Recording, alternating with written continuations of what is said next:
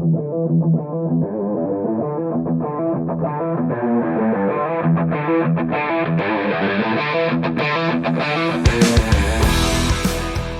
to the Automotive Diagnostic Podcast. We're going to explore ways to sharpen our diagnostic skills, find learning resources, and hear from experts in the automotive field. This show is brought to you by Auto Rescue Tools and Isaac Rodell. If you've been looking for a programming laptop, but you're not sure which one to buy or how to set it up, especially if you want to program multiple brands. You know, you've got some domestic vehicles, you've got European vehicles. Can the same software go on the same laptop? What size hard drive do I need? All those questions. Isaac's your guy. He can custom set up programming laptops that are ready to tackle any make or model. I got one of these laptops myself, and I can say that it is outstanding, and it really streamlines the process by having everything you need in one device. So if you're looking for something like that, I highly recommend checking out autorescuetools.com. You'll also find scan tools, diagnostic equipment, key cutting equipment, and much more. Check out the link in the show notes. I highly recommend it. Hey, what's going on, automotive world? Welcome to another episode of the Automotive Diagnostic Podcast. My name is Sean Tipping, and I will be your host once again for this week's episode. This week on the show, Tommy and Mario Rojas join us. If you're in the automotive industry for any period of time, you're probably familiar with Mario and his content, Super Mario Diagnostics. You may also be familiar with the fact that he's kind of taken a little bit of a step back from being front and center with everything automotive. And he's here today to join us and to talk about what led up to that and the decisions involved. This is a very open and honest conversation with Mario. Really appreciated him sharing the stuff that he did. And I think you'll enjoy it too, because, it kind of shows the light on another side of automotive technicians and stuff outside of the automotive world, because we all do have that. We have things going on that are not car related, and it's very important to focus on those things as well as our careers. So again, great conversation with Mario. I think you'll enjoy this too. Let's jump in. Do I? Okay. New and improved now it's not it's Super Mario that ate a mushroom.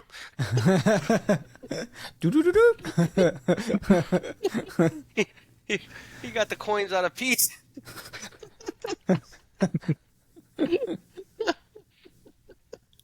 Well, which one was the one that made you fly? Is that the raccoon tail? Yeah, it's was it right? Yeah, that was in Mario 3. Mm-hmm. Cooney, something like that. I don't know. Was it? Ironically, I don't play that Mario stuff that much. The fuck? But you have. Everybody has. Mario Kart. Yeah, played Mario something. Mario, whatever Mario they're on now. Mario 22. Yeah, it's been a while since the 64 Mario Kart, but that was my jam. Oh man, mine was Super Smash Brothers, baby. Oh yeah, that was great too. With Kirby. Yep. Kirby was my guy. My fellow fat friend. Uh-huh. Swallowed. I think he spit too, actually. Both. I remember if I had more lives than you, I would just swallow you and then just jump over. Take us both out. Well, he was the only one you could fly. You hit the little A button and he would just sort of boop boop boop back onto the thing. Yeah, the guy was just literally like a cloud, dude. Like he would just you just keep pressing A and he would just never he would never fall. It was kind of like a cheat one. You'd have you'd have Samus or Link. They jump once and Oh man, that was my guy's jam. Captain Falcon. Just you like Falcon? Yeah, he was Captain Falcon. Yeah, he was dope. Falcon Punch. Yep. It's a good memory. Oh, he froze. The best, man. Well, we got Mario Rojas here with us. How's it going, Mario? It's been a little while. How's it going? Yeah, it's been a while. I had to relearn all this yeah. podcast stuff. You've got perfect lighting there. Yeah, man. Yeah. It's actually Putting kind of my dark right now. putting my poor camera to shame. I'm having audio visual difficulties. I think my ugly face broke the camera already. Sorry, You Sean. gotta turn on the You lights. you look perfect right now, Tommy. Thank you. That's what they all say at night.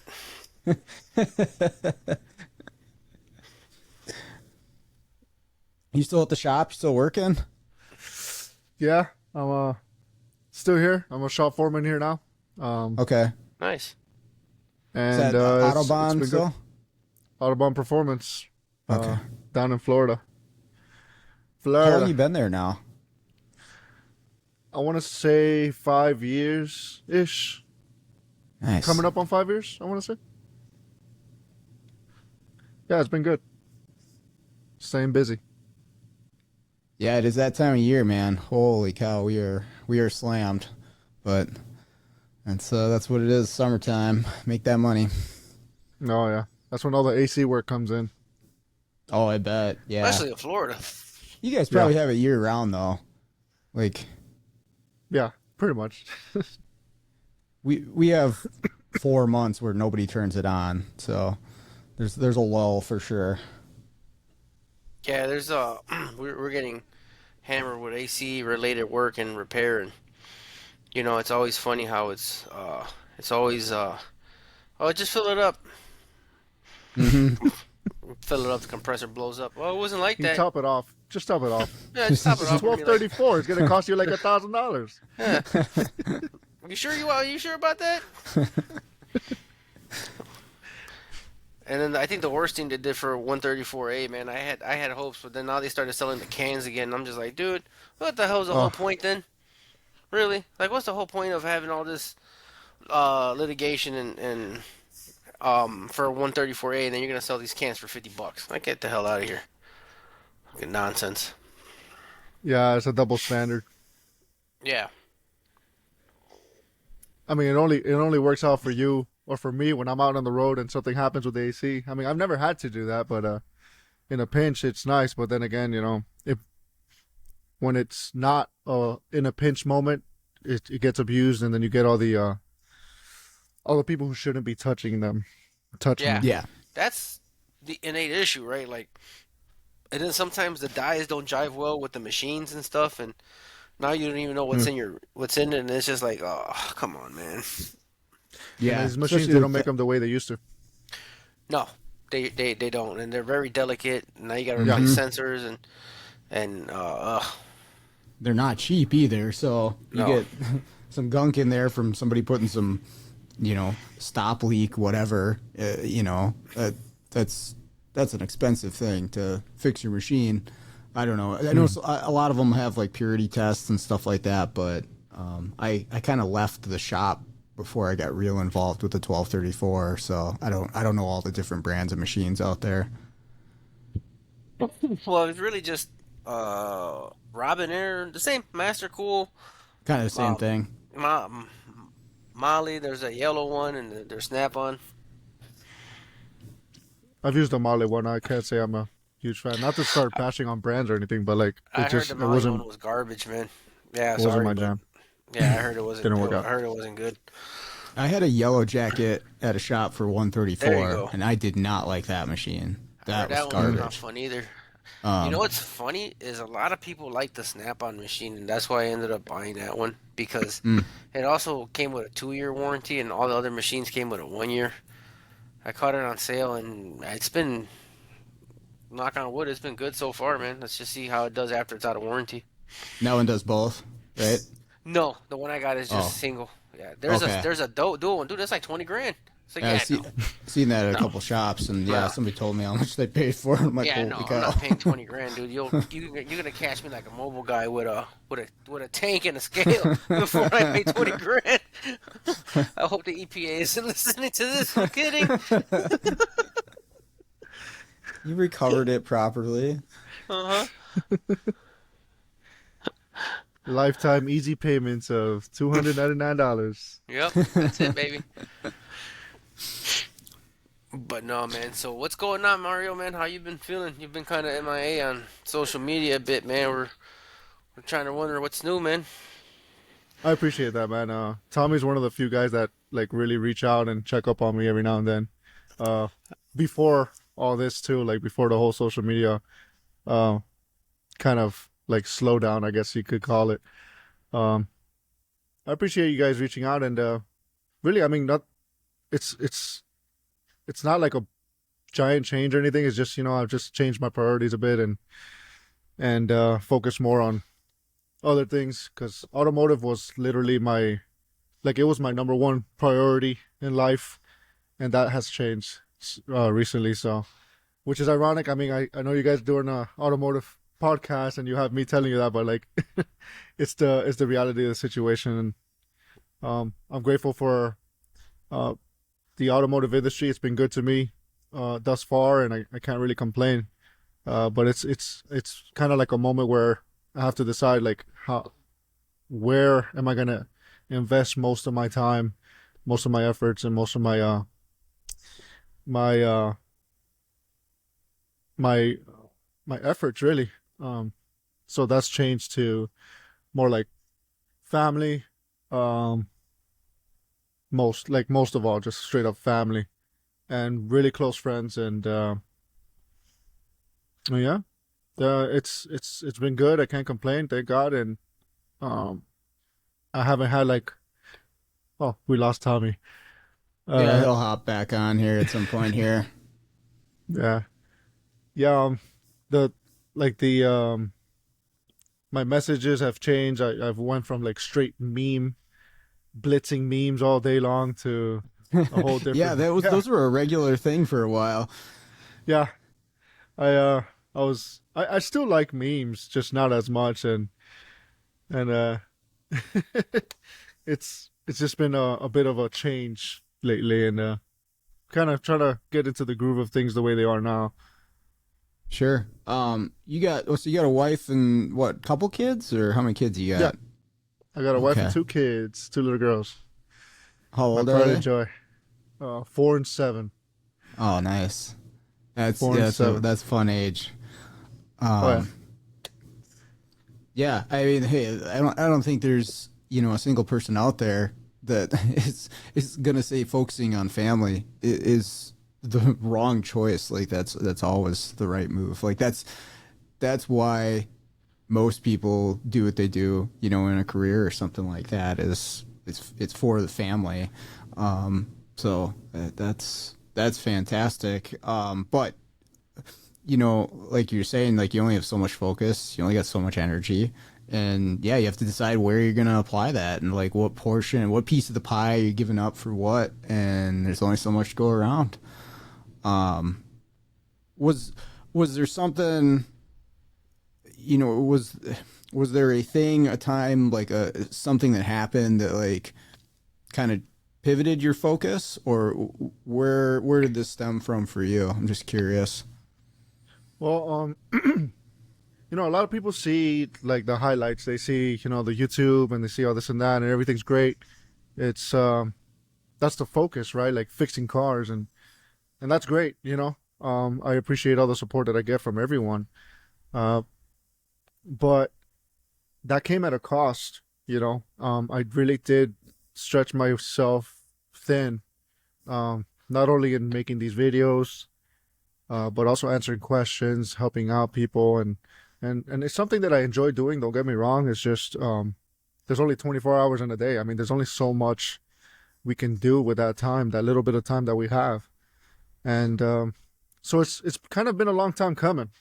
You know, um, even before a major change in my life recently, even before that, this was kind of a long time coming where it started interfering with the family. I would go home, you know, back in the day, I used to go home and learn something automotive and bring it to work. And then it became from that to um, helping people that I don't even know um, when I get home. And then, kids come around, wife comes around. And then it became, you know, editing videos, reaching out to Mm-hmm. companies, sponsorships and coordinating training events. And then it became like a whole nother set of things that started eating up my time with the family. And then, it's something that it's a reality of the situation. I guess, you can only juggle so much at once until Right. something finally, you're gonna drop the ball one time. And Yep.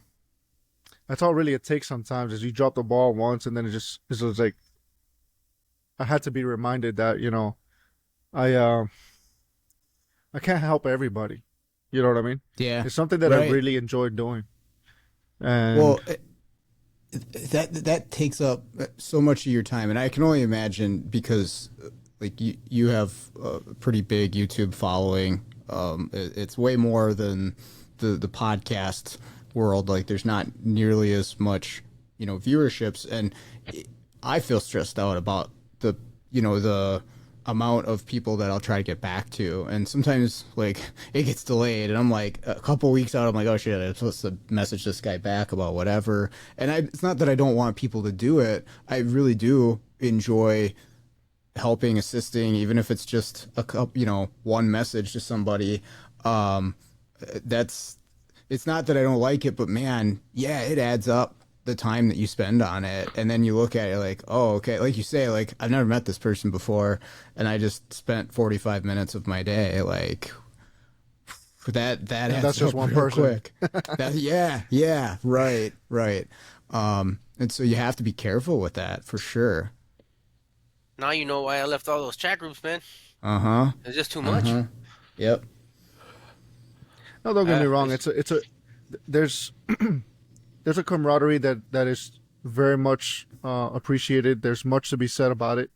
But I think that circle was a little too big for me, and that's my fault. I kind of had like an open door policy type deal, and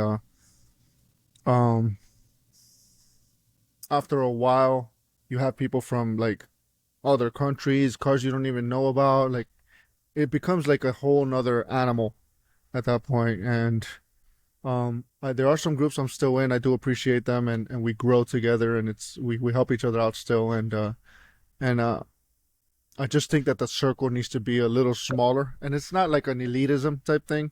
It's more like, who can I really commit to? What groups can I truly commit to, and not be one of those guys that I'm in like in a 200 different groups and I can't help anybody, or I can't really, absorb anything. Whereas you keep the circle a little smaller, where you can actually commit to these groups that are filled with very intelligent individuals. You're in one of them, and I can truly help and be of use, because there's a lot of times where these groups are so big, and the scope of the whole thing is so wide that I'm really not useful there in those groups, and it's just more traffic. You know what I mean? It's more traffic going into your Lots of mind. noise. You have these groups. There's more noise. There's more notifications, right? Like, I get a lot of notifications during the day. Oh, I from bet all you do. angles. And my watch is literally going like the whole day. So that's how you learn, though. Like, you have to start scoping it down a bit, downsizing a little bit, and downscaling a little bit. And there was one dude that kind of, like, to answer your question, there was one guy that sent me an email. He's like, oh, you only care about money. You only care about money. You're not gonna answer my question if I'm not paying you. And I'm like, this guy, I answer so many questions for free. It's not even funny. It's not about money, and I'm not getting rich off YouTube. I promise. Far from it. And yes, I'm grateful for YouTube and all that it brings, but I'm not rolling in the cash here because of YouTube. So for someone to come and say that, it's just like, all right, you know what? That was a red flag for me. That was like, okay, I think that was it. Like, that's the sign that I needed to see, to say, okay, you know what? I'm no longer taking technical questions anymore. Because I have people who just they don't realize how much time they take from you. Yeah. And then Right. if you just can't answer their question, they they slander you instead. So Mm, I'd rather just keep it simple, family first, um, other things first, and then I can get to questions. But at this point, I'm not taking any technical questions anymore. If I got a friend or one of my colleagues in the industry that I'm familiar with, and or that I see that they're truly invested, members of the industry, yes, I can help them out. It's just uh, there's no way I can continue with the open door policy that I had. yeah. I mean, well, just the fact that you're making informational videos on the content that you do and putting it out there and people can watch it for free on YouTube, like that alone is so huge, depending on the particular car or subject that you're going through. Like, I've seen stuff on your channel, like, good luck finding that detailed information on that car for free anywhere else. Like, that's that alone should be like that person's like, okay, this is worth this is worth something to me. And then yeah, to slander you in addition to that is just that's crazy. But yeah, some people treat it like a very one way street too. They're like, oh, this Yeah, guy's free info, free info, free info, and then I'll just message him every time I have a problem. Um, and I've had some people like that where it's just like it is a one way street, and then I've just become like service information for them almost, and so I usually stop responding to those type of people. So, I couldn't have said it or better I'll, myself. yeah, I'll just throw it back at them like, "Did you check this?" Like, I hate to do that because I always thought people on Facebook were douchebags. Were like, "Did you read the service info?" But that's been my response sometimes now. It's like, "Did you read the service info?" I mean, dude, I'm not fucking I tell them like when I get pissed off Yeah. or like I don't want to reveal my secrets, but sometimes I'll be like, you know, whatever hotline, how may I help you? Like, ha, ha, ha, ha, hey, have you seen this? I'm like, well, what have you done? I just figured it's just easier to call you. I'm like, I'm not on your fucking payroll, home skillet. Like, no, like I ain't got time for this shit right now. And now we're I don't think I had a breaking point, and I think I've discussed it before. For me, it was just like, dude, like I'm not fucking rich, dude, by no means. And then you start seeing people brag, and obviously, social media is social media, dude. Like 95% of it is bullshit.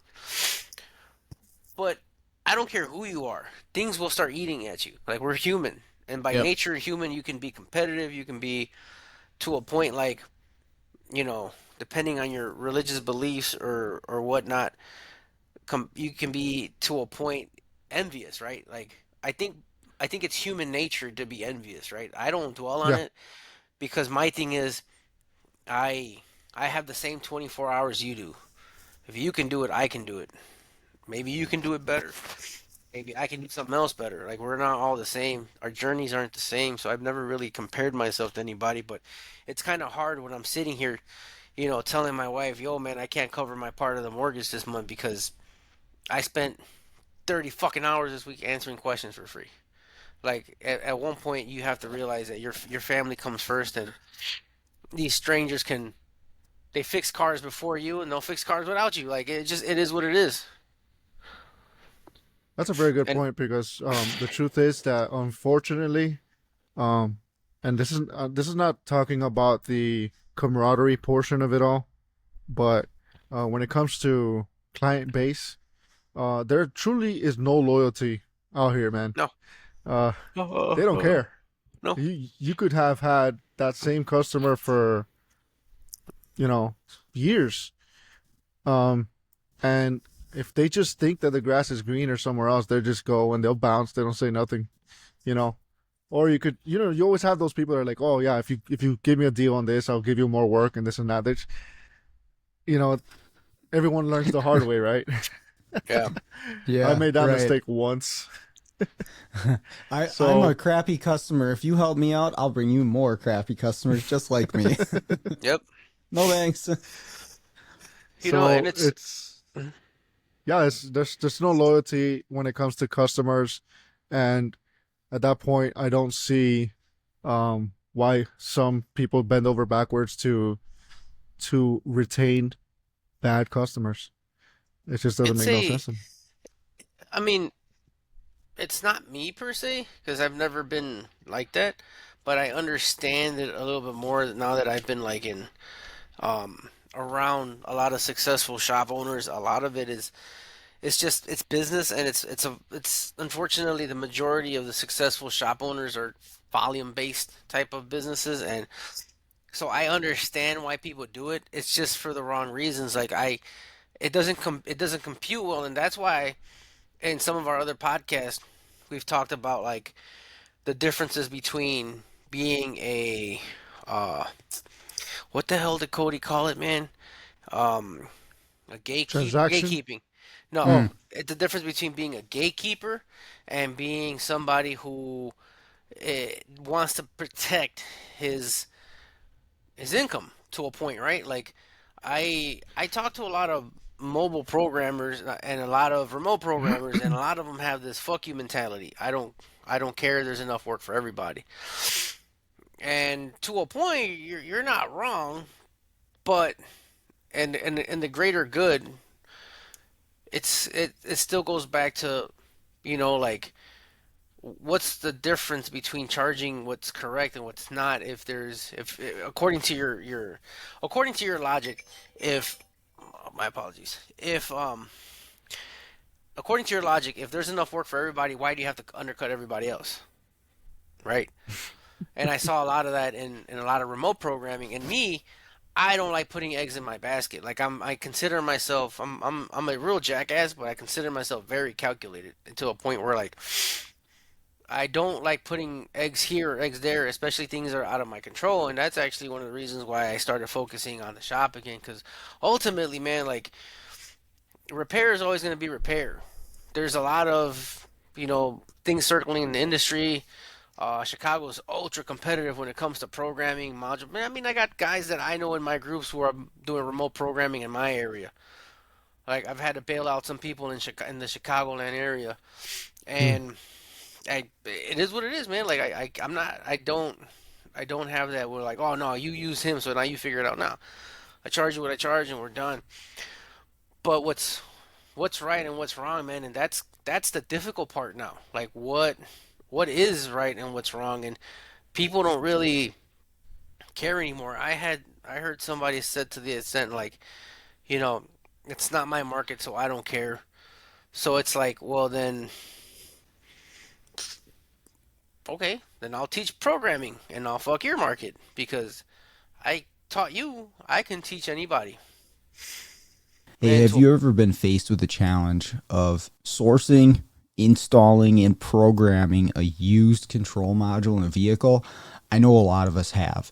It seems to be happening more and more often today with the volume of control modules on vehicles, the cost of some new ones, or even the availability of new control modules. In some cases, used may be the only option. So what do you do here? I strongly recommend checking out SJ Auto Solutions and Tommy Oliva. Tommy offers a cloning service for used control modules to make these things plug and play for the vehicle that you're working on. In a lot of cases, he is also able to source the control modules if you're unable to locate one for the vehicle that you're working on. But once you get connected with Tommy, he's going to offer fantastic support from start to finish to make sure that that control module is going to work in your application. He's also got tech support that he offers through his website, along with some free resources there as well on information about used control module programming. So make sure to check out SJ Auto Solutions. I can't recommend that enough. anybody. Man, to a point, that's one of the reasons why I started to teach. So I figured, you know what, man, I did it For for free for so retaliation. long. Huh? For retaliation. Not so much retaliation, but it was just more of like, if that's how it's really gonna be, then why not? I might as well like, if you're gonna take away all the easy work by being cheap, I might as well just show them how cheap it really can be, and I can Hmm. finally get paid for teaching people. If that makes sense. Instead of answering, 20 million questions a day for free. No, here. But the side effect was I enjoyed it. Like I didn't realize how much I actually enjoyed teaching. And Nice. yeah, everything becomes a blessing in disguise. I feel when you do things for the right reasons.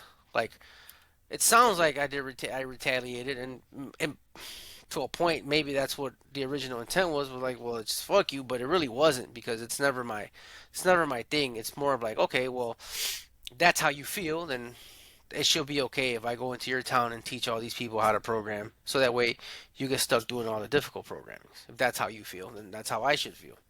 And that's kind of how I presented it to myself, and I mean, there's still work for everybody, right? A lot of So broken far, yeah. cars out there. There's still There's a cars in fuck here. ton of broken cars. Yeah, they're just gonna get worse. Yeah, man. It's I was talking to Pedro today about do you guys I don't know if this is true or not. What do you guys know about GM and the new 6.2 liter recalls? Did you I guys don't hear know about it? much. I saw a little something, but I don't know a lot So on this it. is what I know. You guys correct me if I'm wrong, but I was told they're using Pico. They're taking waveforms of the knock sensors on those engines and they're submitting them and they're comparing them to certain files that they have on record. And depending what your file matches up to is when GM gives you the okay to replace the engine.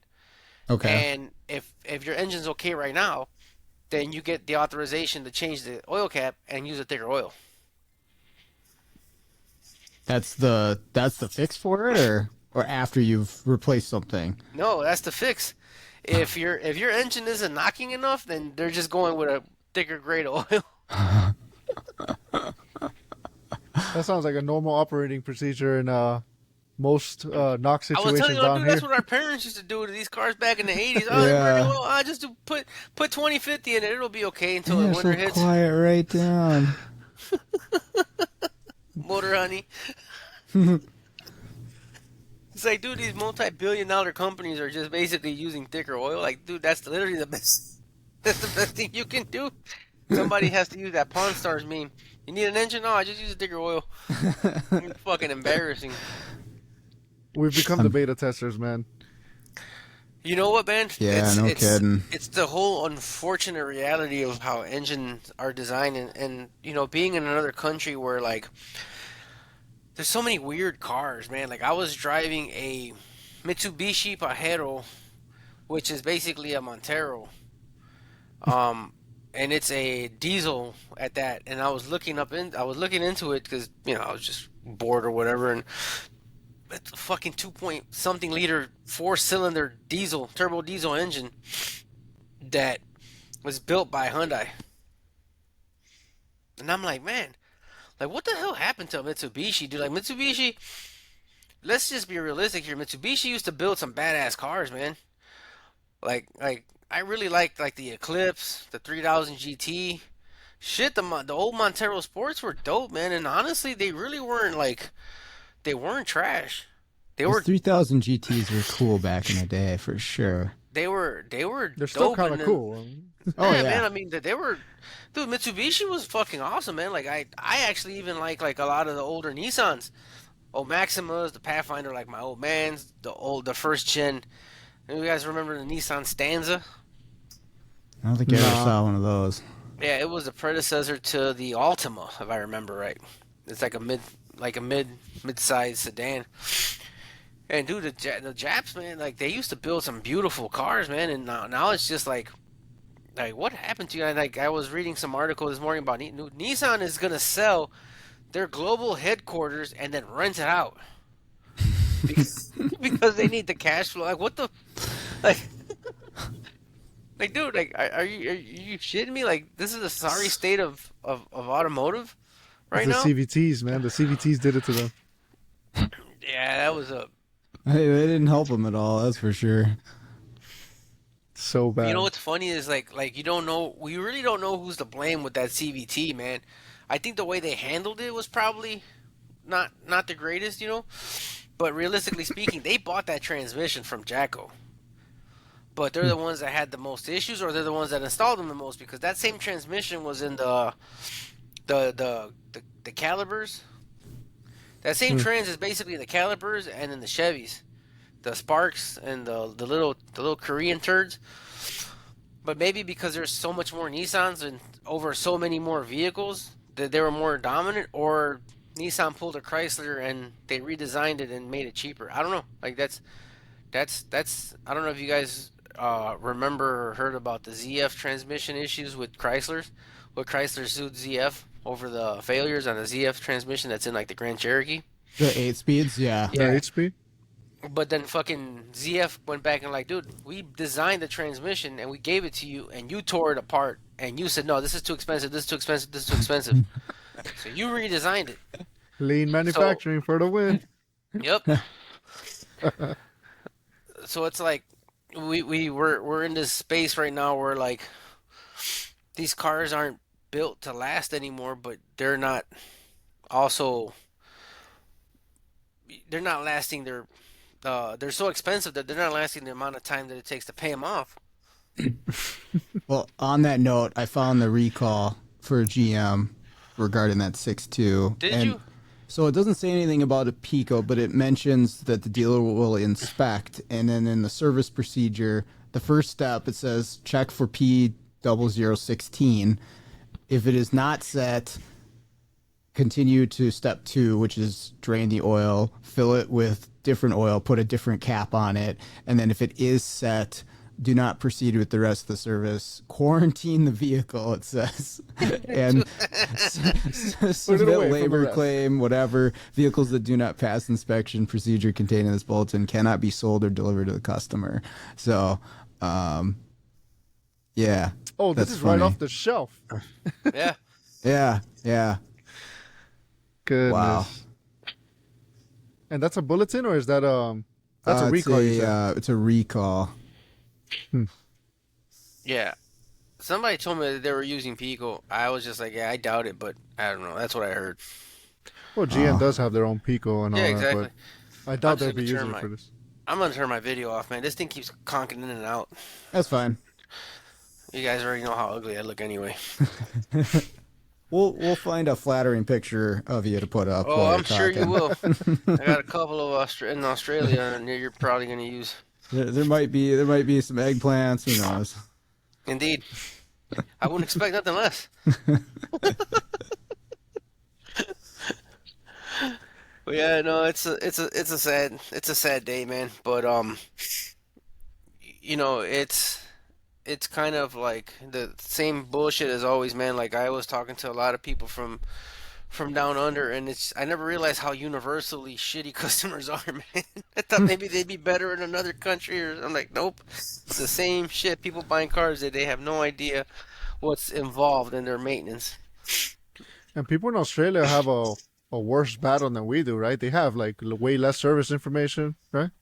So yes, it's in the works to be changed, but it's still not there. Like it was one of the hurdles that I actually had in my class because I didn't get access to 2 manufacturers down there, which were supposed to be like Mazda and Subaru. Subaru just didn't work. Subaru doesn't.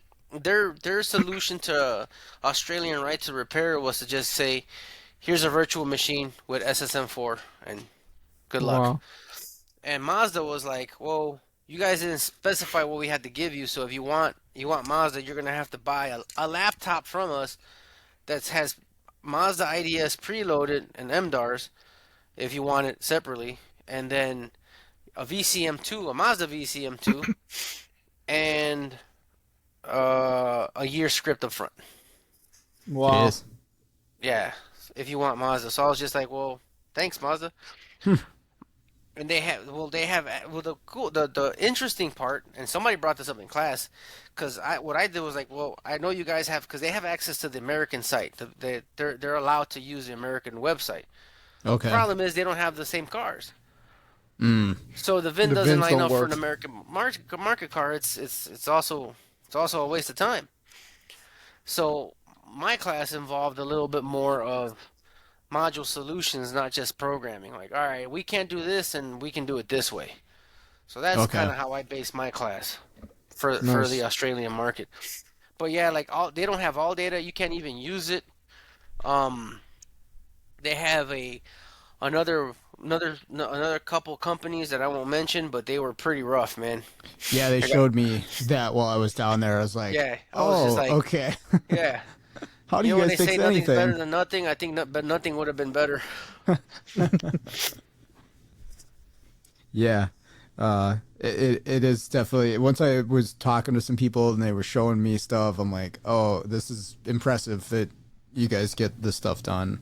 Um, Dude, yeah. there's a lot. Dude, I was, like I've gone to other countries and and I'll be impressed with what they can do, but I also know the certain skill set. Not to dog anybody, but it's just what it is. Dude, I met some really sharp technicians out there.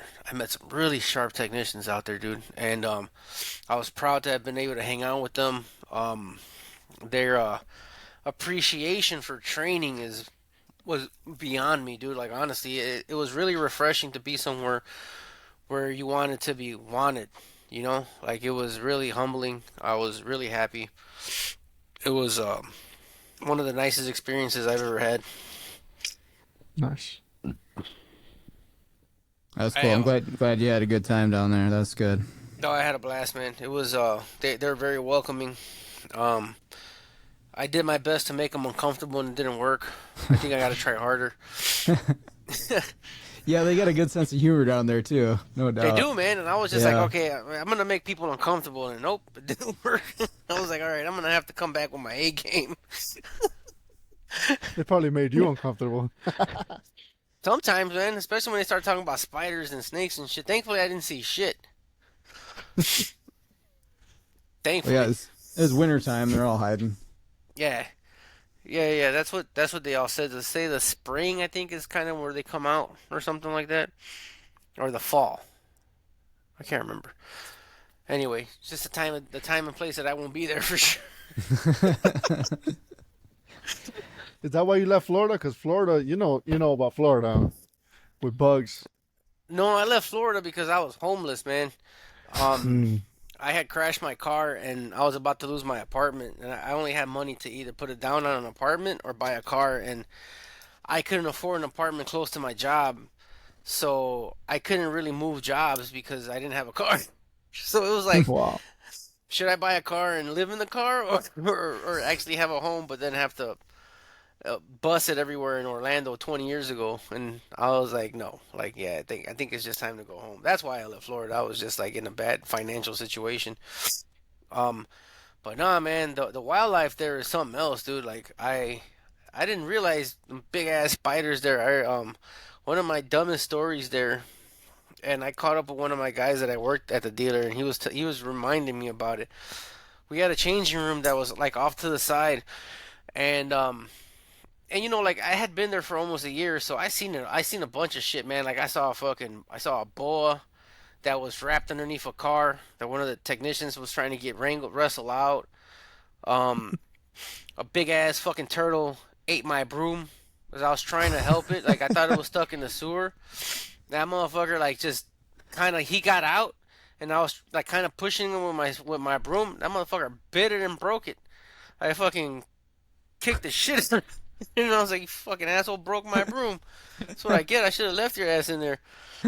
I saw a couple gators walking to work. Cause in Orlando there's fucking water everywhere. But the wildest story for me was, dude, I literally I walked into the changing room, right, and I'm changing. So I'm putting on my shirt, or I'm trying to I took my shirt off, trying to find my uniform shirt, and I heard rustling. So I just looked behind me. I thought somebody was there, and then I like out of the corner of my eye, I was like, "What the fuck, bro?" It was a spider, like an orange and black spider, dude, the size of like a fucking like a plate. And bro, I just lost my shit, dude. And I fucking flew out of that dressing room, titties flopping everywhere, like fucking, like I was like, "There's a fucking spider in the room," and all the fucking technicians laughing at me. All the counter girls are like, "What the fuck's this guy running away from?" I didn't give a fuck. And then I fucking like one of the guys like, I don't know what the hell this guy is talking about. He fucking opens he's a Dominican cat. So he opened the fucking the door, and he's like, oh, he just fucking lets off this fucking scream too, dude. I'm telling you, it's like the biggest fucking spider I ever seen, dude. And I think he jumped on it or he did something, dude. I was just like, bro, it took me like a month to fucking use that changing room again, man. I was fucking having nightmares. I fucking hate spiders, man. I could deal with snakes more than I can spiders, but those guys just give me the fucking creeps. You like those big hairy ones? Mm. Those are the ones they have in fucking Australia, dude. Those fucking Oh, huntsmen, they're the size of a dinner plate, man. Wow. Jesus. Yeah, no thanks. I'm good. Yeah, no. And they're over there like, yeah, we just don't bother them. They don't bother us. I'm like, they're bothering me. There's videos of huntsmen that were hiding in fucking cars and then they just fucking pop out. I'm like, bro, Oh, I swear to jeez. God, if that happens to me, dude, I'm driving over a cliff, dude. I'm going with God, bro. My time is over with because I'll never be able to drive again. What the hell am I going to do with a mechanic who can't drive a car?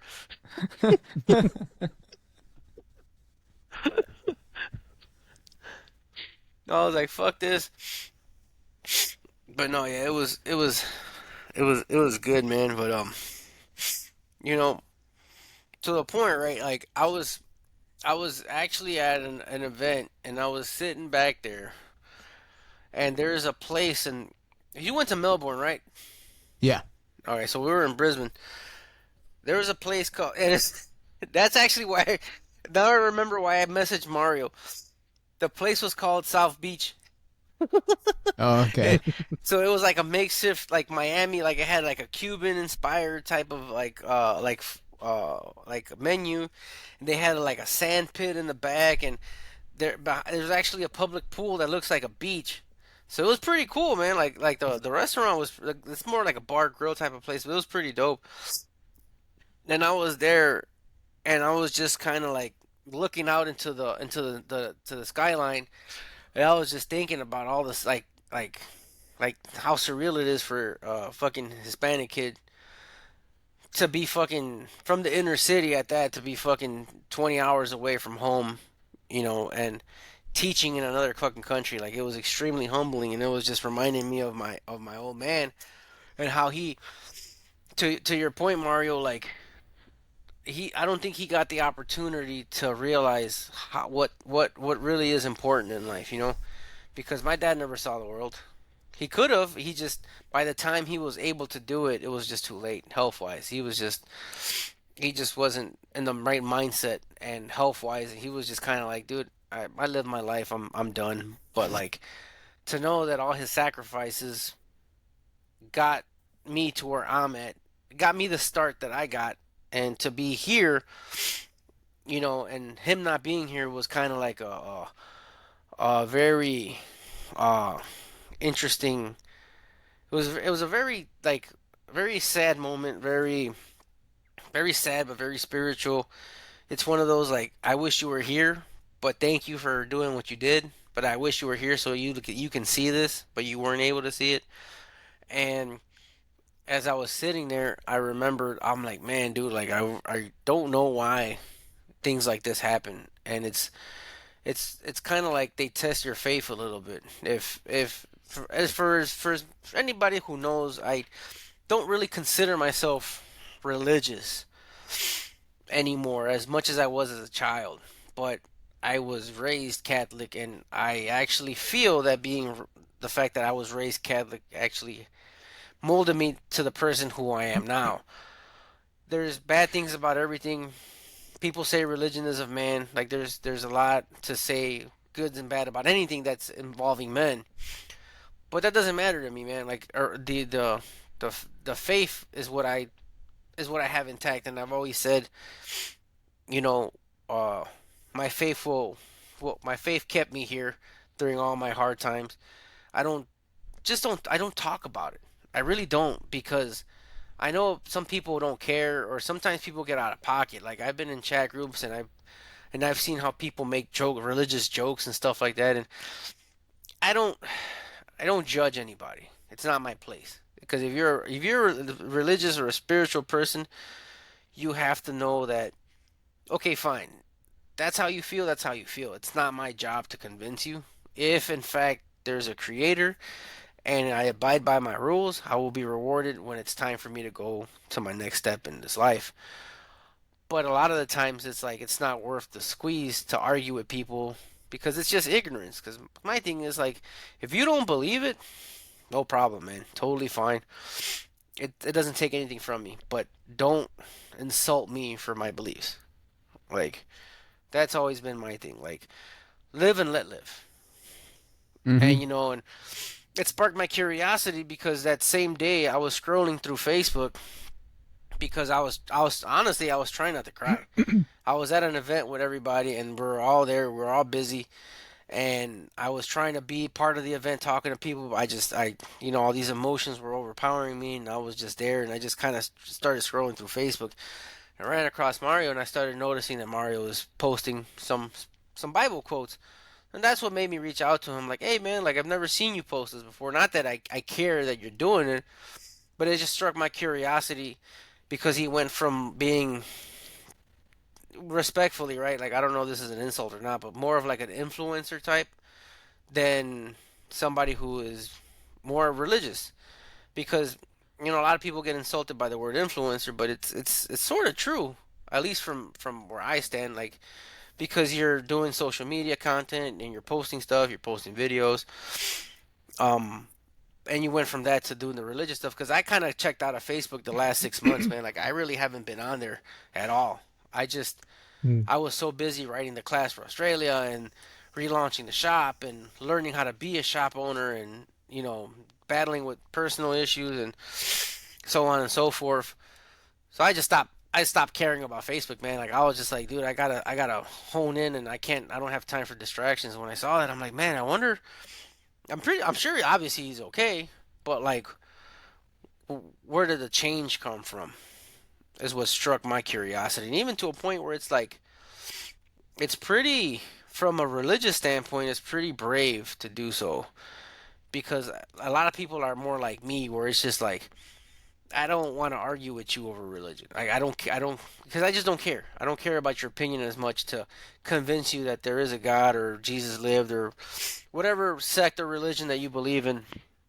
But it really just struck my curiosity, and that's when I felt like it was time to reach out to Mario and be like, hey man, like what's going on? How you been?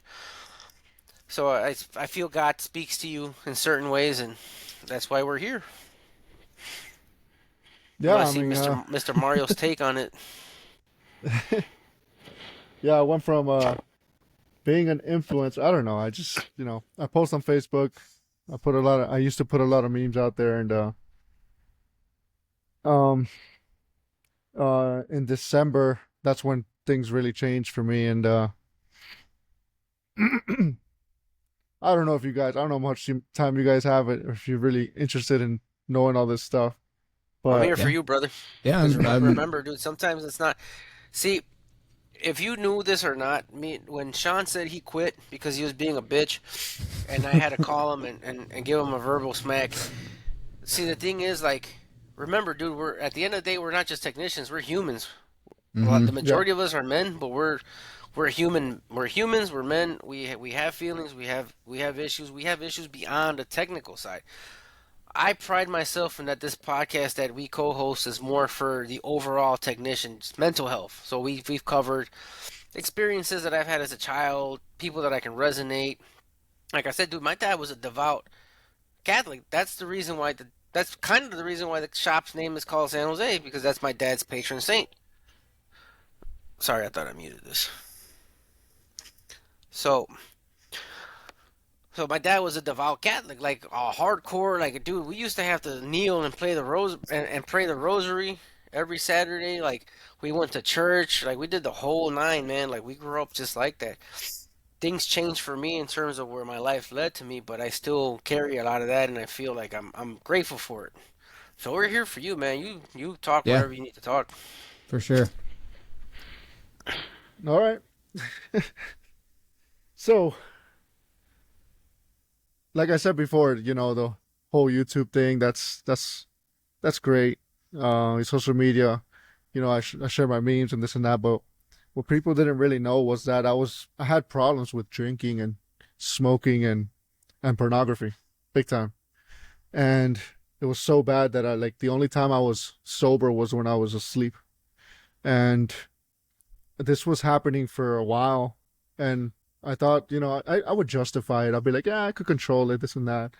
My wife hated it, and she always wanted me to stop, and everybody tried. My mother tried when I was younger. I had stopped a long time ago for a while, for a couple of years, and then I had gotten into it again. And then those who have seen me in the automotive events, you could tell. I know somebody could tell that I drank a lot. I drank a ton, and it's something that I enjoyed doing a lot. You know, and November, end of November comes along, and my brother all of a sudden starts talking to me about the Bible. My brother Martin, I have a twin brother. He goes by the name of Luigi. And He definitely looks like Luigi now, and you Mario, brother. yeah, especially with the way things are going right now. So my brother, all of a sudden, he starts talking about the Bible, and a little bit of background would be that when I was 16 years old, I had been working at Cece's Pizza. I was like a dishwasher at Cece's Pizza, and I'm there washing my hands or something. I step outside, and I go to the dining room, and I see the dining area, and I see a man sitting outside with a table full of books. And I'm like, that's new. I haven't seen that before. What's this? So I go outside, and I see a sign in the front that says free Bibles. And I'm like, free Bibles. I wonder what this is about. My mother always tried to get me into the Bible. She didn't know much of it herself, but she made the effort, and it really opened up my curiosity. And so I'm like, hey, free Bibles? Let's see if this guy's a man of his word. I want a free Bible. And he goes, all right, come to church tomorrow and I'll give it to you. So I did. I was like, I want to see what this is about. Like, say what you want, right? Anybody who's listening, say what you want. But in the end of the day, you can't knock it until you try, right? So like, if you're going to knock the Bible, go read it first and see before you start. That was my mentality back then. And so I went ahead and got the Bible and started reading it. And there's something that's very much known as, like, in the more spiritual circle, so to speak, as the sinner's prayer. So I said the sinner's prayer, and I considered myself saved, and went from there. You know what I mean? And I'm trying to condense this. So I started attending church, started reading the Word. It was big, man. I mean, I don't know, not a lot of people interpret the Bible all the same way, but when you open it up and you start digging in, it's wild. There's a lot of symbolism. There's a lot of wisdom, a lot of mysteries, and there's a lot to unpack. It's not something that you're just gonna read and just that's it. It just clicks for you. This is, whether you believe or not. In the end of the day, I believe that we can't find the Creator. We cannot. Whatever we may try, we're only limited to the observable universe. We cannot, as human beings, possibly reveal who God is. God has to reveal himself to us. The Creator has to reveal himself to us. That's the only way. So, long story short, I considered myself saved after saying a sinner's prayer, and I started reading the Word, and I started preaching the gospel to people, and started sharing the Word with people. And one thing that I noticed was that I had no power over sin ever. I still had problems with, like, my pornography addiction. I still had issues, and a lot of people say, oh, I don't go to church, there's too many hypocrites. Well, I mean, that's where sick do well people go to hospitals, or do sick people go to hospitals, right? So as someone who had problems, I was struggling with my sins, right? My personal sins, right? And I started coming to a point where I'm like, man, am I going to continue going down this road, preaching the gospel to people and sinning freely without being able to stop this stuff? Or what am I going to do? so I couldn't stop sinning, right? And obviously, I was 16 years old. My mentality was very different, and I realized now, right? I didn't realize it back then, was that I was trusting in my own efforts, right? So the one of the peculiar things about the Christianity, about following Jesus Christ, not religion per se, but following Jesus Christ, is that we're not supposed to rely on our own works, right? If you think you could earn heaven, then that might not be really heaven that that you can achieve. And there's a reason behind that, but I'll get to that later. Um, Needless to say, I pretty much kept like the evidence, the fact that like the evidence that I trusted in myself was when I would sin, I'd feel more distant from God, and when I would not sin, I'd feel closer to Him. And that's obviously this. I was relying on my feelings. I was relying on my own works. It was a works-based salvation that I was practicing at the time. Eventually, that led to me, giving into my sins, not reading the Bible as much, and slowly distancing myself from it all. I did not get to a point where I just outright rejected Him.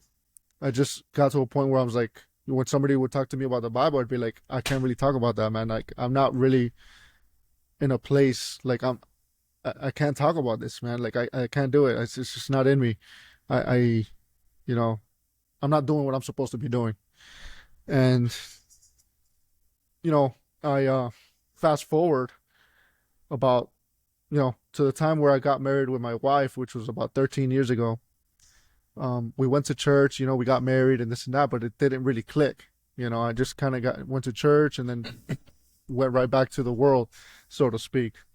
Fast forward to November, and my brother's talking to me about the Bible, and I'm like, I don't know what to tell you. I don't know how to respond to you, man. Like, I'm here smoking, I'm here drinking. Like, what am I supposed to say? Like, yeah, he's like, well, you remember this stuff and the stuff we used to read, these prophecies, right? Like, for anybody who doesn't know what prophecy is, a prophecy is something that was foretold in the Bible, and it came to pass, or it's coming to pass as we speak.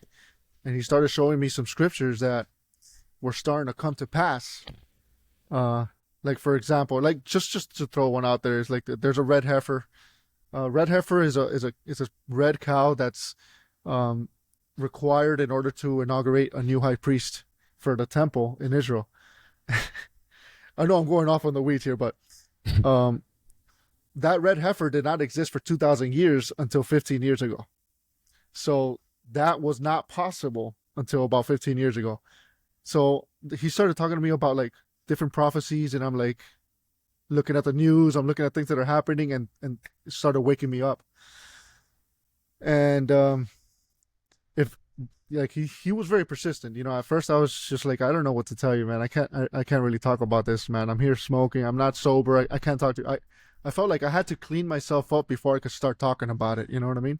I was still trusting in my own works. And then one day in December, I want to say, or very late November, I started reading it myself. I started reading the Bible myself, and I'll be honest with you. I was smoking, I was drinking, watching pornography, and then I feel guilty, and I would read the Bible, and I'm like, man, I miss this. I miss this. It's been so long, but it felt like getting a cup of cold water while walking in the desert. You know what I mean? It felt like refreshing, and it felt really refreshing. And I got to a crossroads where, again, right, where I was like, man, I want to keep reading the Bible, but I can't stop sinning. I don't know how to stop this stuff, man. Like, I tried to do it. I tried to do it again, all over again, in December and late November. I tried to stop. And that's when I realized, okay, I can't stop. I don't know how to stop these sins. I don't know how to stop these addictions.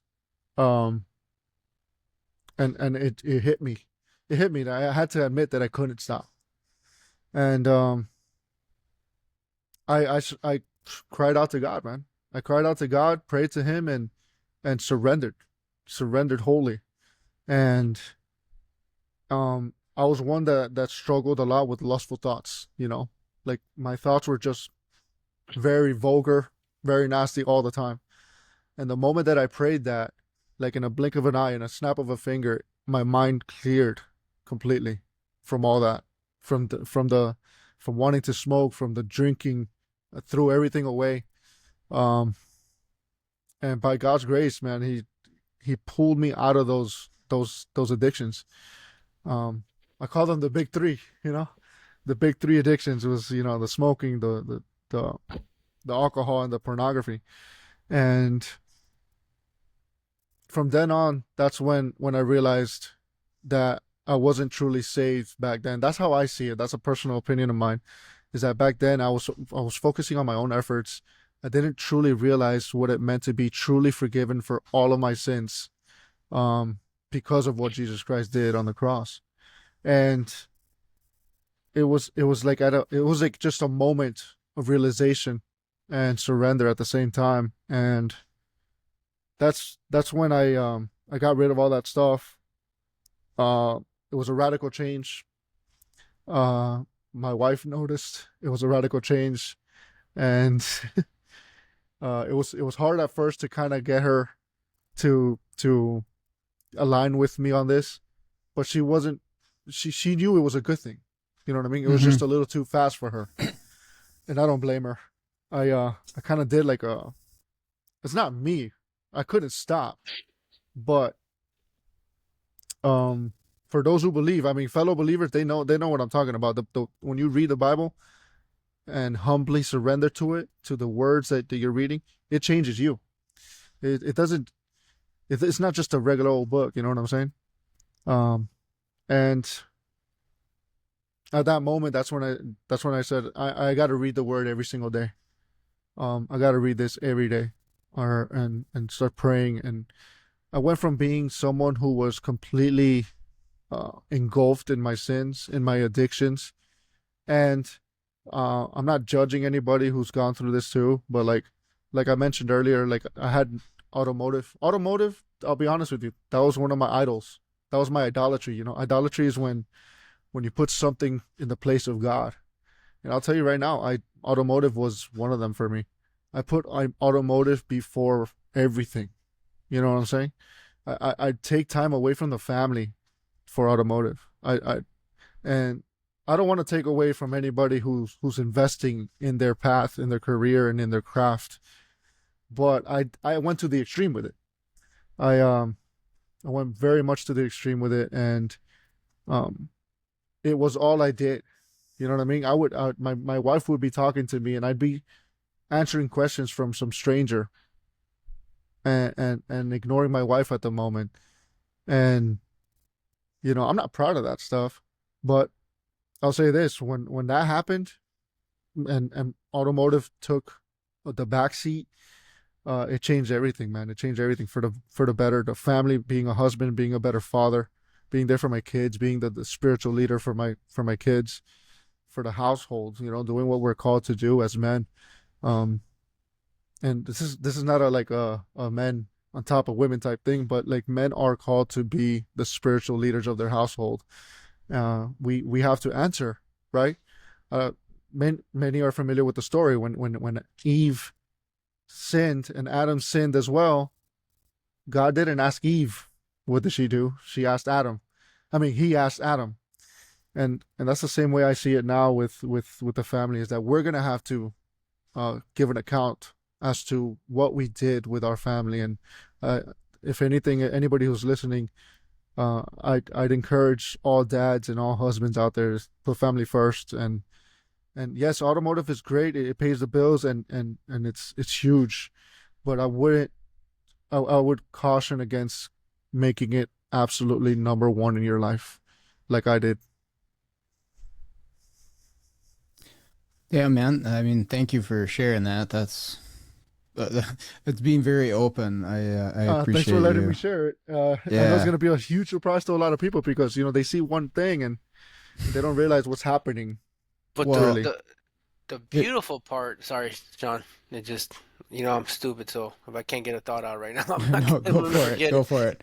The beautiful part about all of this, man, is like when I first started ranting on Sean's podcast, and we started talking about mental health, I Hmm. never, one of the things about me is like you can say what you want, good or bad. I just never cared. Like I don't have shame. Um, and like even when like I had my gastric surgery and I told people and some people were just like I would never tell anybody. I'm like, dude, I can help one person. Exactly. It's totally worth it. So Hmm. there's gonna be multiples of people, dude. Like automotive technicians are some of the people who suffer from the most, aside from mental health issues, but addiction issues because they're all addiction issues. Pornography, yeah, sex, like all these, they're addictions, right? Hmm. So we really don't know what people are like. I had no idea, man. Like to a point Yeah. now, I feel like maybe I failed as a friend because I never did my job to check on you or see how you do, but it's Not a at little all, man. difficult. It's not like we're close or whatever, or even like geographically close. But the reality is, man, like we know when it's time for us to get help, right? But some people never get that opportunity, and I feel that by talking about it, for at least for me, for Tommy, right? I can't speak for Mario, I can't speak for Sean, but for me, I use my platform because I know there's somebody listening to me, and I know there's somebody who's like, damn, okay, I'm not alone. Yep. Yeah. Because that's the thing, right? Especially for men, and I always, and I hate saying this because I do it, but it's my reality. But I always say it, especially Hispanic men, right? It's just because I didn't grow up like a typical American male. I grew up a Hispanic male, so that's all I know. But for us, it's like you do your job, and then you get married, you have kids, and you raise them, and then you die, right? Like that's, you don't complain, you get up, you go to work, like you suck it up, right? That's what Hispanic men do, and it's like it's utter fucking bullshit. We have fucking feelings too, man, and I don't care. Like I don't care, and sometimes I feel like the suppression of these feelings are the ones because my dad was an alcoholic. My dad was the typical Hispanic male, but he was a big alcoholic. So it's like, what's better for me to stay quiet and kill myself and give myself to the antithesis of God or whatever, and go down that unrighteous path, or be a good human and speak about my experiences, even though I might sound like I'm complaining or whining or whatever you want to call it, and maybe I touch somebody. So that's my whole deal with all of this is there's going to be somebody listening and there's going to be somebody who needs help, and we're hoping that he can get the help that he needs, and usually it's by knowing that somebody is there Yep. going through the same thing. Yep.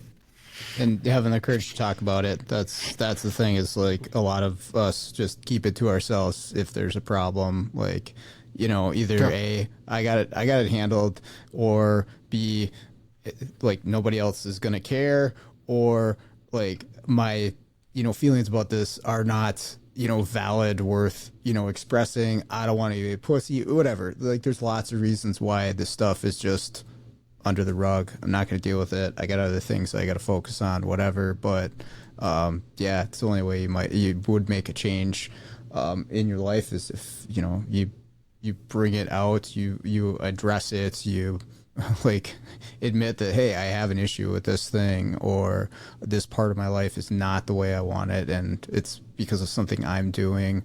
That's step one. So that's why it's like, thank you for just putting that all out there like that, because a lot of people don't have the courage to do that. um it's it's huge. So Yeah, man. It's not courage, guys. I didn't even think I was gonna talk about it, but you know, It's it's like courage, you man. said though. It's. I'm sorry, dude, but it's it's courage because it's so private, and to some people, it's like it's to a point can be embarrassing to talk about stuff like that. But we're all humans, man. Like none of us on this rock are perfect, right? That's why he died for us, right? To forgive us for our sins. The thing is, like, it does take it does take a certain amount of courage, not so much to even talk about it, but to know that just the fact that you knew something was wrong, dude. Some people live their whole lifetime and they don't, and they never realize, it never clicks for them. You have no idea how blessed you are, and now to a point you're taking that blessing and you're sharing it with others, dude. And that's huge, man. I congratulate you for that. I can't take any credit for that, man. He he did the work. You know what I'm saying? And if anything, um, you're absolutely right, Sean, about this kind of mindset that men have to deal with, and it's like, oh, should I talk about this? Unfortunately, we're there's too many people who are just like, shut up and walk it off, you know. And you're right, not a lot of people do notice. I, for one, justified it. I used to say to myself, yeah, I could knock this off whenever I want. I could stop right now if I wanted to. Mm-hmm. I sure couldn't. I sure couldn't, and I'm sure there's someone out there that is dealing with the same issue, and they're on the fence. They don't wanna come to the reality that they may be um unable unable to, and there's absolutely there's gonna be people who are like, I could stop whatever I want. I don't have that problem. That's you, man. That's a you problem. That's good for you, you know. But this is the kind of mentality that kind of it prevents people from coming to a point in their life where they can admit that they have an issue, or that they can see that they have an issue, or that they can do something about it. Um, for so long, like, men are expected to just walk it off, keep your mouth shut, keep your head down, keep working, you know, Yep. focus on this and that, and the losers are gonna lose. And I just think that that's a mentality that has done us no good for so long, and um and people Well, look I think down it's from on that, previous and it's generations where yeah. it was almost necessary to be that way. Like if you go back to our grandfathers, like there was probably a lot of situations where that was necessary to survive, and it's persisted. And the world is different in 2025 Yeah. now. It is not the same as when the 1800s. So it's like we're wrestling with that stuff in real time right now.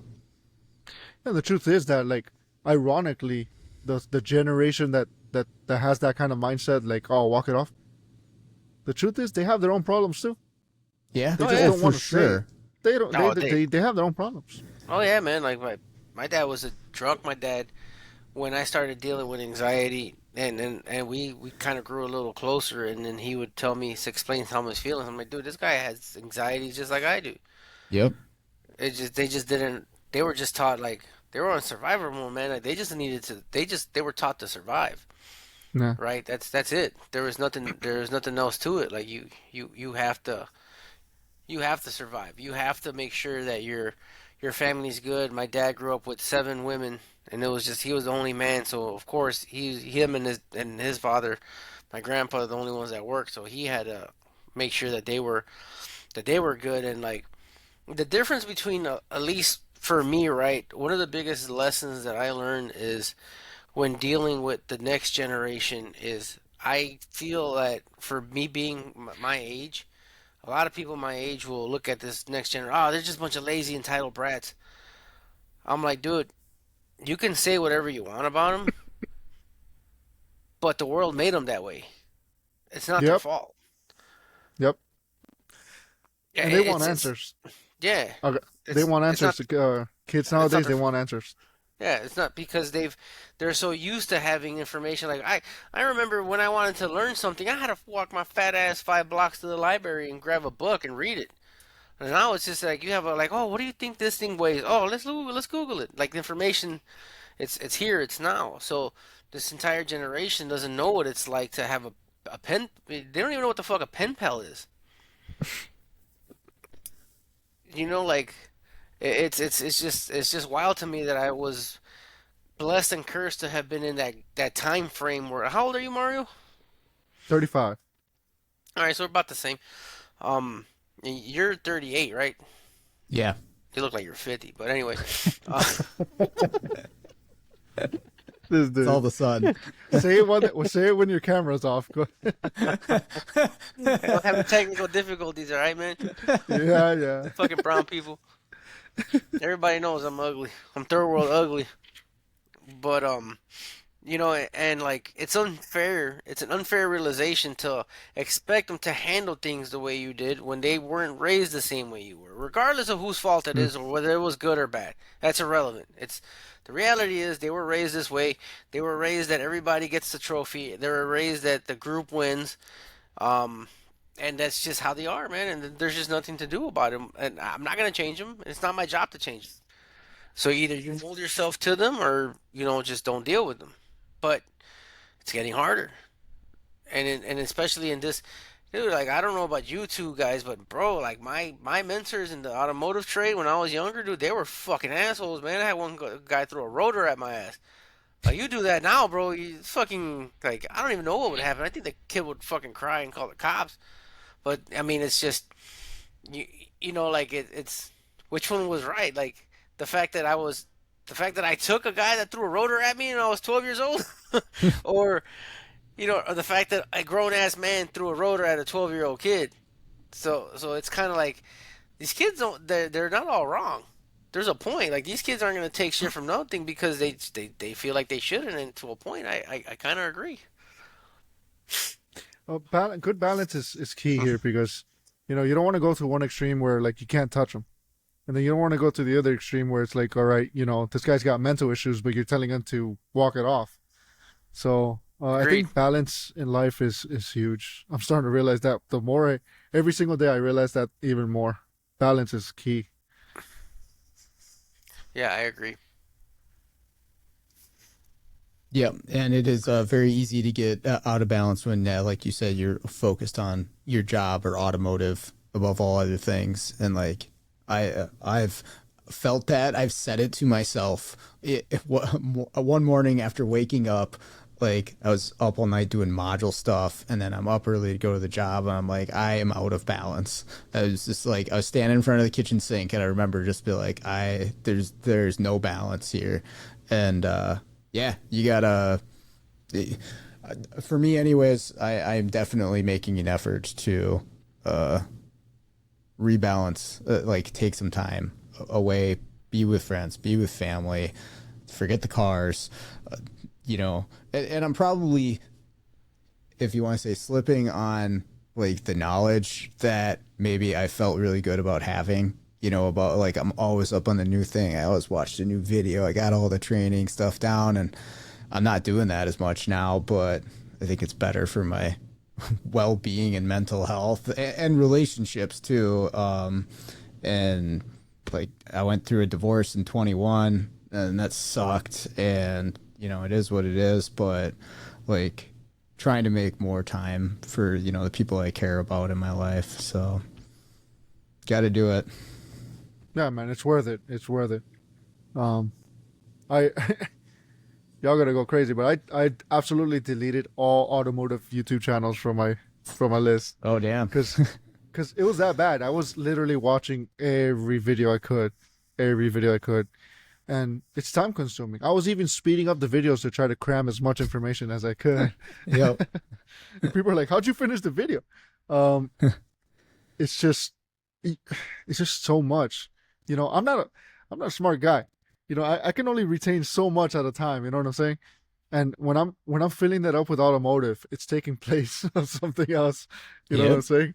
Like, Yep. Something that my Trying wife to have told me like a yesterday. conversation with somebody at like a party that has no knowledge of automotive at all, and I'm like, the fuck am I going to talk about?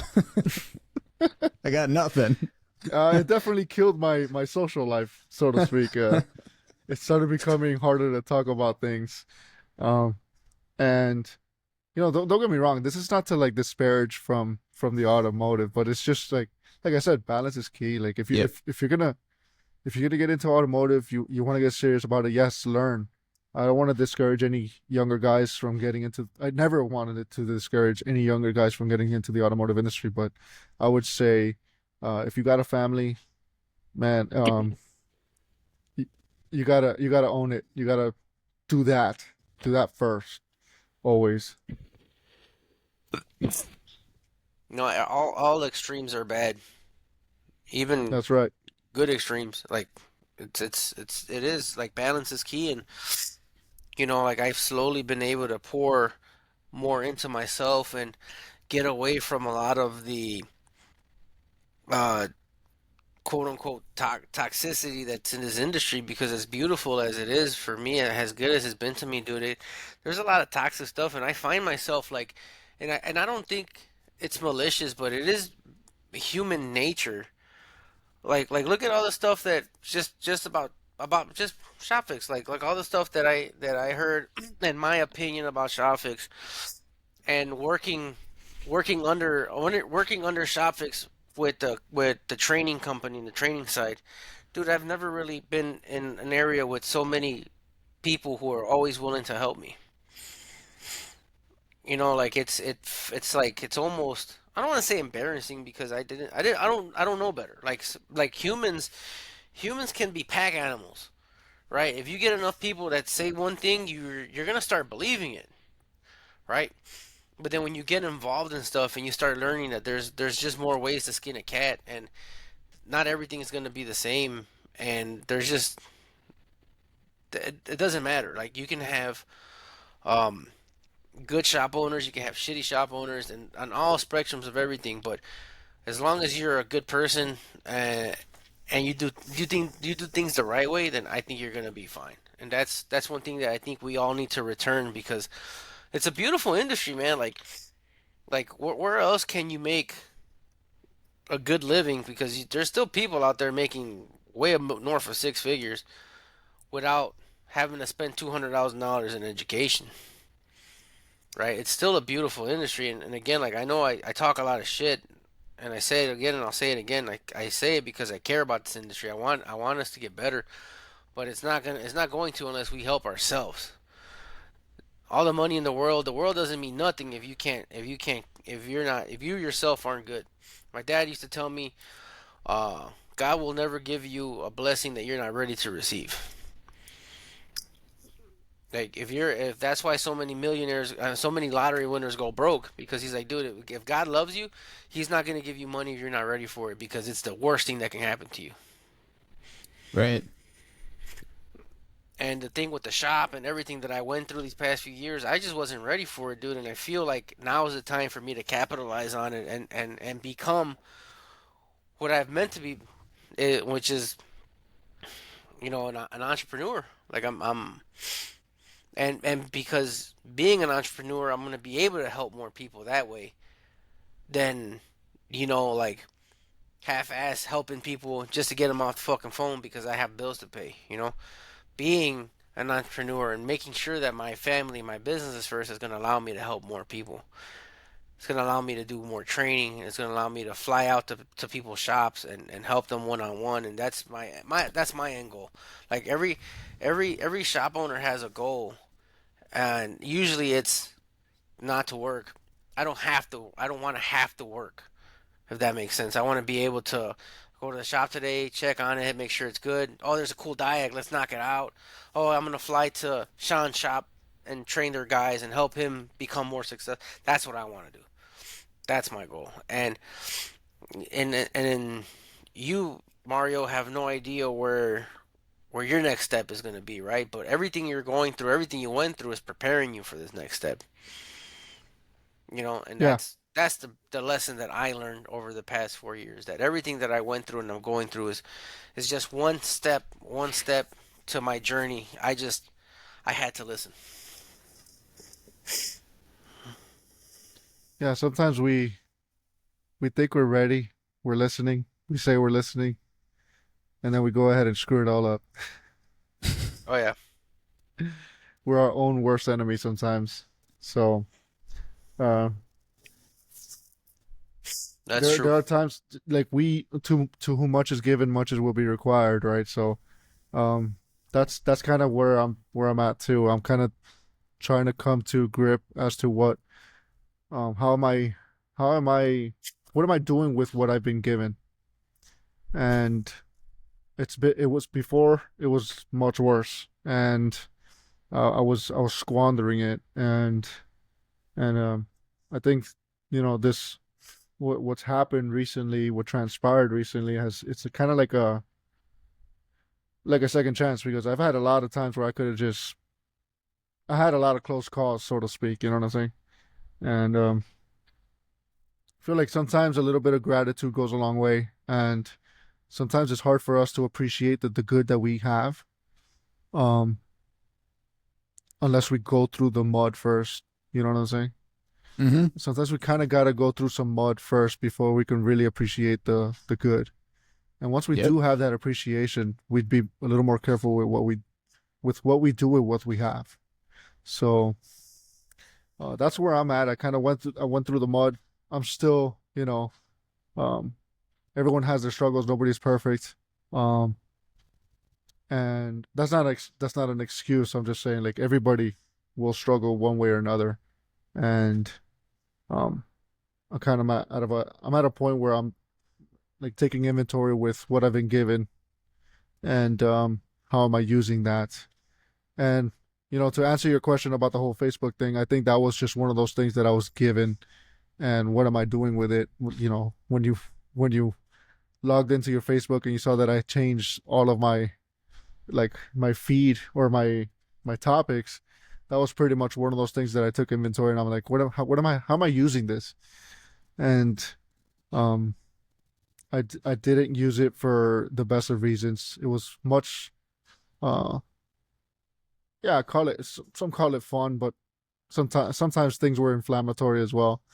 But um now, uh having seen what I did with it, it's I have grown to appreciate what I have been given through Facebook and YouTube and all that stuff, and I think it's time for me to use it for some good, not to earn, right? Like, cause like I said, I dealt with the whole works righteousness thing, and it's not that I want to do good because I have to do good, right? It's I want to do good because I'm grateful for uh, the second chance that I've been given. So motive comes into play here a lot, and um, I think that when you have good intentions, sure, people might have good intentions and the things are still wrong, but uh, where what the motive is for certain things will truly separate someone's actions from being either momentary or fruitful. So um, that's where I'm at, uh, family wise, social media wise, everything wise. it's it's that I'm taking inventory of all the things that I've been given, and trying to make the most of it and use it for His glory, really. And um, yeah, That's and awesome, man. I'm sure you see some of the pushback I've gotten. I mean, can't make everybody happy, right? It's just so No. funny.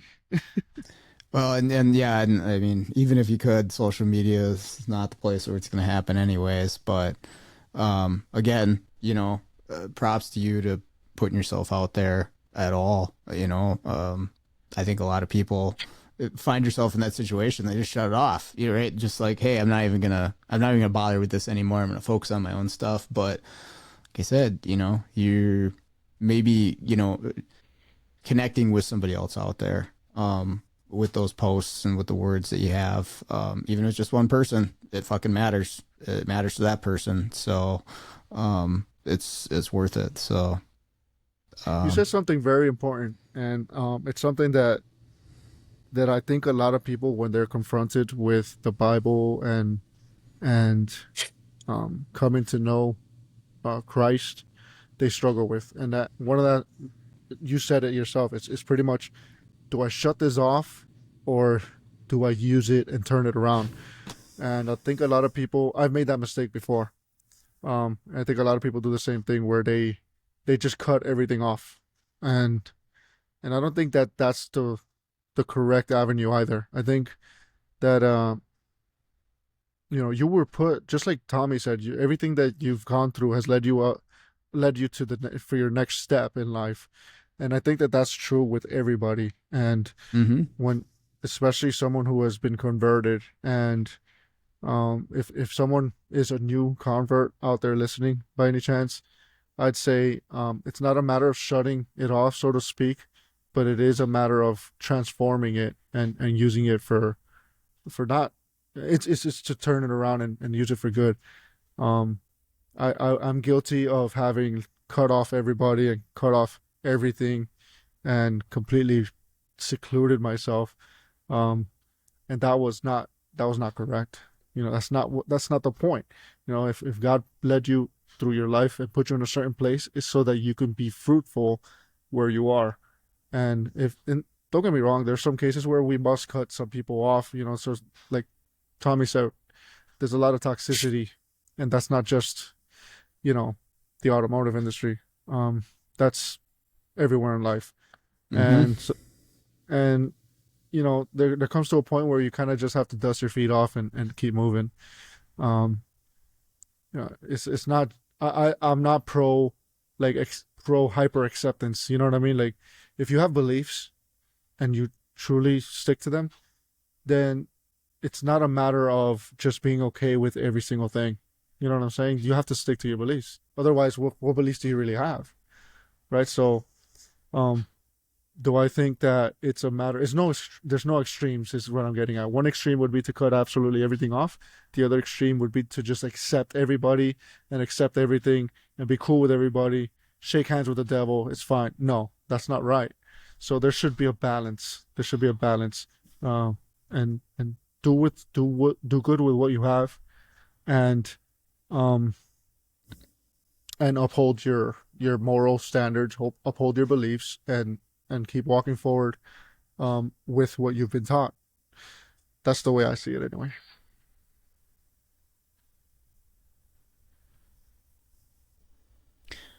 Well, that's yeah. Thank you for sharing that stuff again. I know I said that earlier, but honestly, that's cool to hear. So I appreciate it. I'm sure there's probably some other people out there that do as well. So yeah.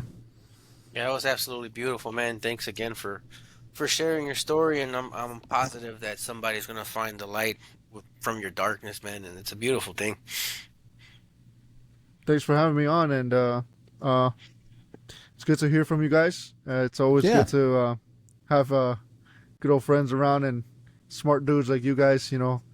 Tommy was like the first dude to ever tell me about programming, and I'll always be grateful for that. And Sean, we've gone back and forth, and it's been great. It's been a great Yeah.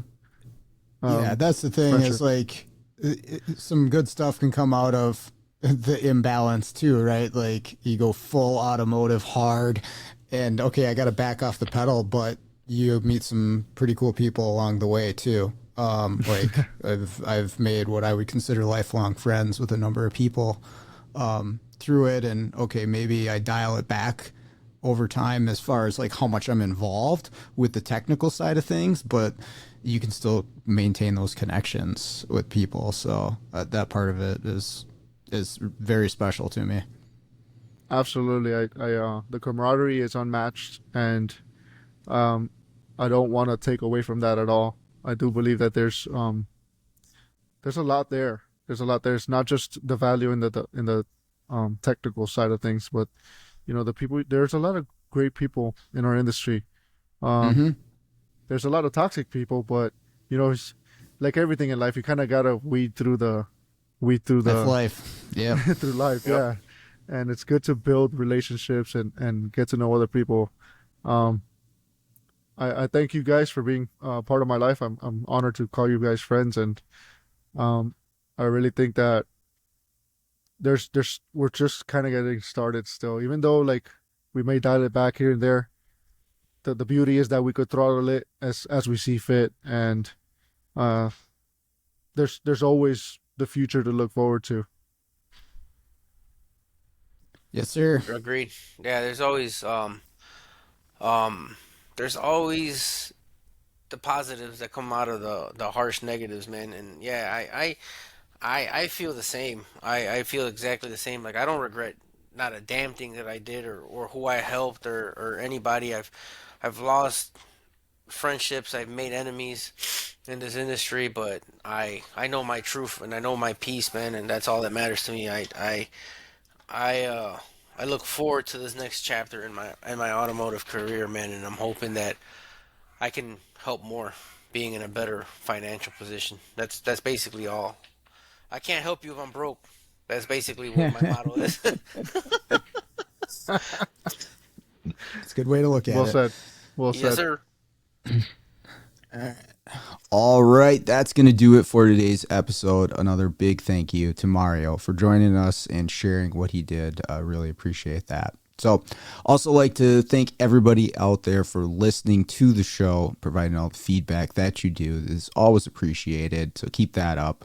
But with that all out of the way, let's get out there, start fixing the world one car at a time.